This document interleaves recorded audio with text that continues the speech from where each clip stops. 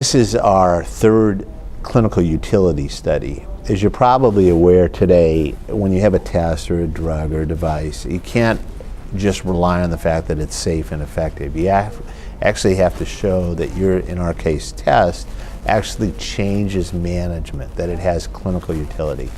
So what we did in this study is we looked at over 1,200 men from about 30 of the 50 US states. About 130 clinicians participated, and these were all experienced users of Prolaris. And we said, how are you going to treat Mr. Jones before you have the Prolaris test result, after you have the result, before you've discussed it with Mr. Jones, after what the management decision after that discussion, and then finally how the patient was actually treated, with an eye toward, did Prolaris make a difference?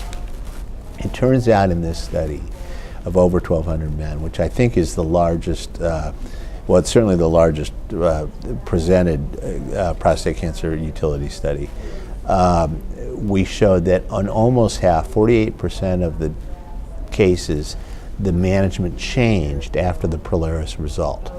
So the doctor was going to treat the man with, say, radical prostatectomy.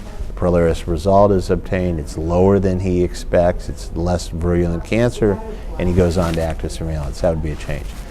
Amongst the changes, just under 3/4 were a reduction in the intensity of therapy. So say they were going to treat with radiation plus hormonal therapy, and then they treated just with radiation, that would be a reduction.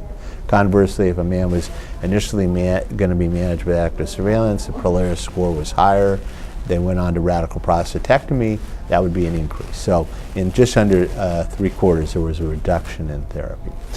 And in all of these, the change in